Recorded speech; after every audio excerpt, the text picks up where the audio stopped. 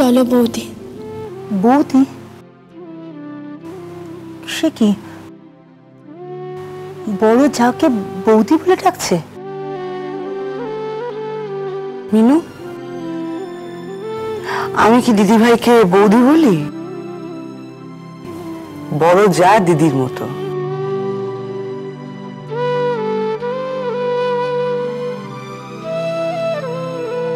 ও কি করে জানবে? বৌমারই তো উচিত ছিল ওকে শিখিয়ে দেওয়া।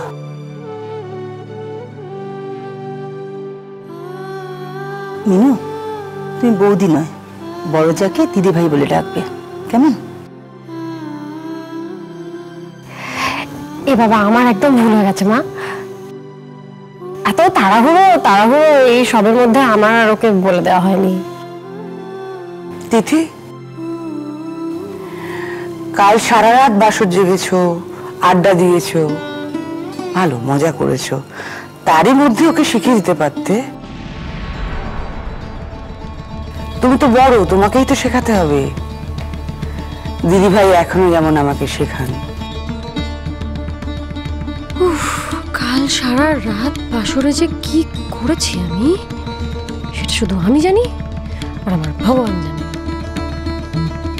হ্যাঁ কামা, আমার সত্যি মস্ত বড় ভুল হয়ে গেছে এটা। তখন ওই বাসরে এত হইচই, এত আনন্দ, আমি ভুলে গেছি গো। এত আনন্দের মধ্যে আমি বলে দিচ্ছি, বুঝলো, তুই আমাকে আর বৌদি বলবি না এখন থেকে, হ্যাঁ? দিদি বলবি। দিদি নয়, দিদি ভাই। তোর মা যেমনি আমাকে ডাকে, ঠিক তেমনি তুই বৌমাকে ডাকবি, কেন?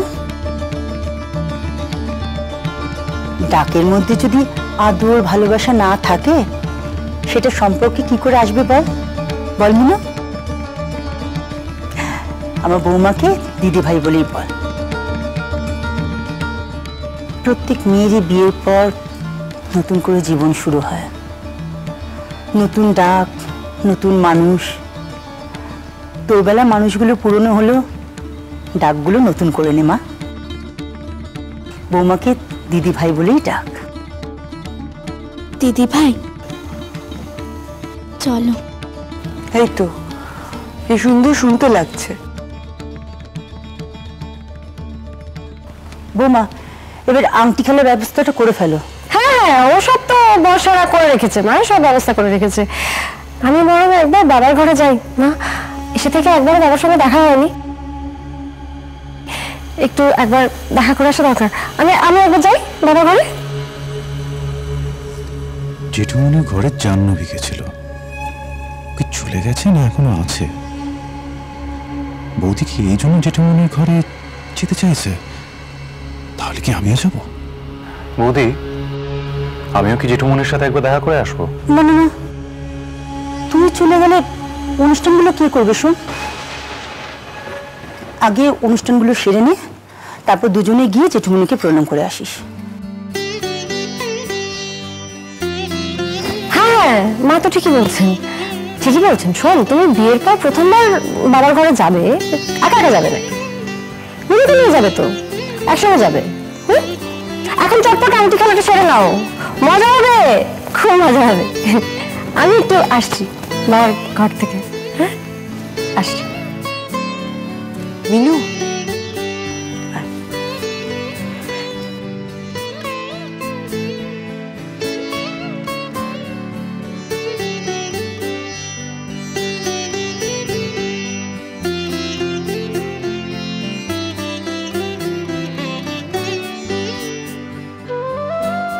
আমার জীবনের সবচেয়ে বড় ঈশ্বর তুমি কর্তা। আমার নতুন জীবনে যেন আমি ঠিকভাবে চলতে পারি, সব সময় আশীর্বাদ করো।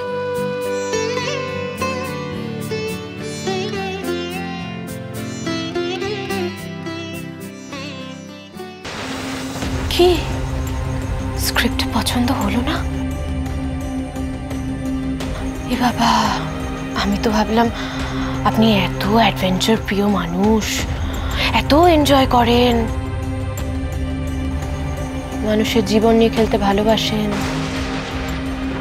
আপনার নিশ্চয়ই আমার প্ল্যানটা ভালো লাগবে, আপনি নিশ্চয়ই অ্যাপ্রিশিয়েট করবেন, কিন্তু আপনাকে দেখে তো আমার সেটা মনে হচ্ছে না। স্ট্রেঞ্জ। জাহ্নবী, আমি বুঝতে পারছি যে তোমার মনের অবস্থা ভালো নেই আর মাথাটা ঠিক নেই, তাই এরকম বলছো। আমি বুঝি, I can simply understand your I can fathom your situation. কিন্তু তুমি একটু বোঝো, মাথা ঠান্ডা করে ভেবে দেখো যে এছাড়া আমাদের কি করার ছিল। মিনুকে আমাদের দরকার, কেন দরকার, কিভাবে দরকার, তার কোনটাই তোমার অজানা নয়।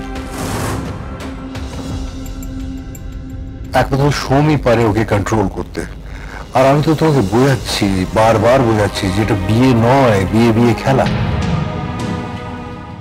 আর আপনাদের এই বিয়ে বিয়ে খেলায় আমার আর শুভের জীবনটা তো ওপেন গেম হয়ে গেল। ভেবেছেন কখনো?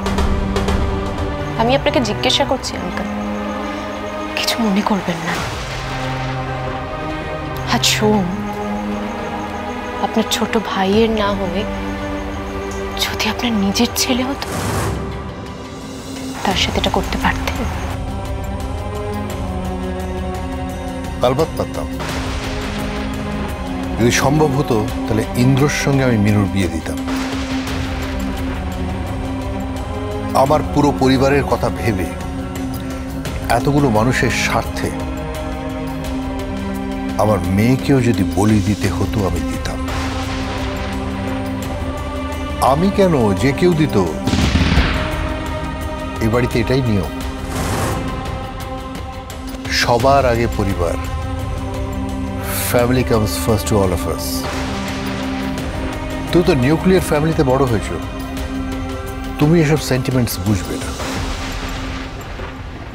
যাই হোক, এই প্ল্যান যে শুধু আমাদের ফ্যামিলির স্বার্থে করা হয়েছে তা তো নয়।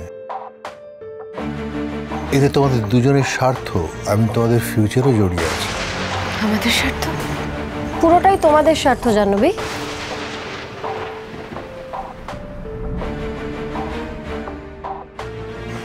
সোম আর মিনুর বিয়েতে যদি কারো স্বার্থ সিদ্ধি হয়, সেটা তোমাদের। আর তোমাদের মানে হচ্ছে তুমি আর সোম। অনেকগুলো কারণ আছে, বলি? আমি বলি কারণগুলো এক এক করে, শোনো তাহলে। নাম্বার 1, মিনু মূর্তি করবে, সুন্দর করে মূর্তি করবে, প্রশংসা কে পাবে? সোম। নাম কার হবে? সোমের। নাম্বার 2, সাইনিং অথরিটি যেহেতু মেচকা মিনুকে করে দিয়ে গেছে, মিনুকে ইনফ্লুয়েন্স করে কে বেশি টাকা তুলবে? সোম।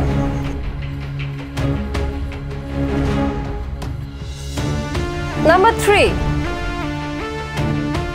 যে টাকা সোম মিনুকে দিয়ে সই করিয়ে নিয়ে নেবে, সে টাকা কার?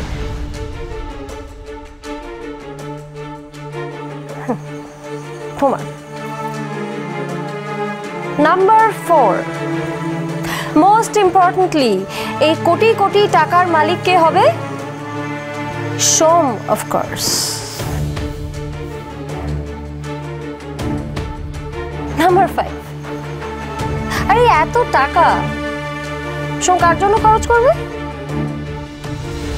তোমার জন্য, অফকোর্স।